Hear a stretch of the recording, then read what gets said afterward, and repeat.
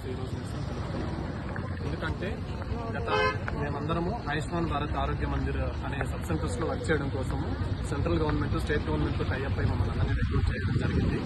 అలాగే 6 సంవత్సరాల కంప్లీట్ అయిన సర్వీస్ సిహెచ్ఓసి రెగ్యులరైజ్ చేయాలని గైడ్లైన్స్ ఉండాలని గవర్నమెంట్ దాన్ని పక్కన పెట్టి రెగ్యులరైజ్ చేయకపోవడం అనేది చాలా బాధాకరంగా మేము అనుకుంటున్నాము.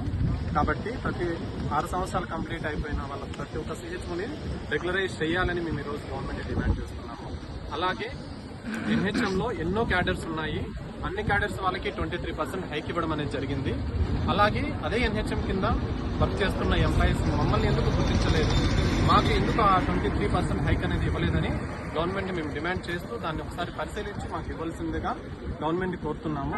అలాగే ఈపీఎఫ్ అనేది ప్రతి ఒక్క చిన్న ఎంప్లాయీ, ప్రైవేట్ సెక్టార్లో పనిచేసే ప్రతి ఒక్క చిన్న ఎంప్లాయీ కూడా ఈపీఎఫ్ సౌకర్యం అనేది కలిగి ఉంది. అలాంటిది నేషనల్ హెల్త్ మిషన్ అంటే అది చిన్న వ్యవస్థ ఏం కాదు. ఇంత పెద్ద వ్యవస్థలో దట్టు స్టేట్ గవర్నమెంట్ కింద వర్క్ చేస్తే ఈ సిహెచ్ఓ క్యాడర్ ఒక్కరికి మాత్రమే దాన్ని తీసేయడం అనేది చాలా బాధాకరంగా మేము అనుభవిస్తున్నాం. ఎందుకంటే ఈపీఎఫ్ అనేది అది ఒక సెక్యూర్గా ఫీల్ అవుతారు ప్రతి ఒక్క ఎంప్లాయీ. ఆ సెక్యూరిటీనే గవర్నమెంట్ ప్రొవైడ్ చేయలేకపోవడం అనేది ప్రతి ఒక్క సిహెచ్ఓకి బాధాకరంగా ఉంది. కాబట్టి దాన్ని కూడా ఒకసారి పరిశీలించి మాకు ఆ ఈపీఎఫ్ఓను మళ్ళీ పునరుద్ధరించాలని గవర్నమెంట్ని డిమాండ్ చేస్తూ కోరుతున్నాము. అలాగే ఏదైతే పెండింగ్ ఇన్సెంటివ్స్ ఉన్నాయో వాళ్ళు ఇచ్చిన మ్యాట్రిక్స్ అనేది ఒకటి ఉంది.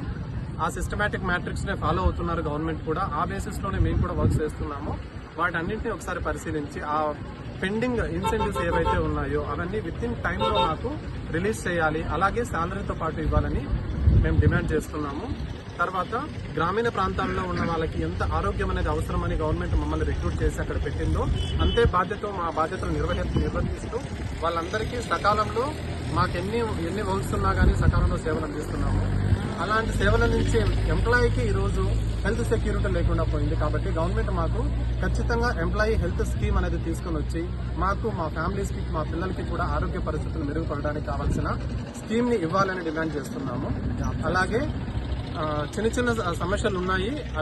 వాటన్నిటి గురించి మాట్లాడితే అంత టైం లేదు మాకు కూడా ఇప్పుడు. కానీ ఒక్కటైతే మేము డిమాండ్ చేస్తున్నాము, ఎఫ్ఆర్ఎస్ అనేది పెట్టడం ప్రతి ఒక్క ఎంప్లాయీకి ఉంది, మేము కాదనట్లేదు.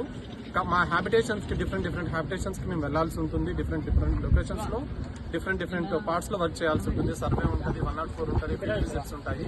వాటన్నిటిలో ఎక్కడైనా మేము ఎఫ్ఆర్ఎస్ వేసినా కానీ దాన్ని అప్రూవ్ చేసి షోకాస్ నోటీసులు రాకుండా ఉండాలని గవర్నమెంట్ని మేము డిమాండ్ చేస్తున్నాము. Okay sir, thank you.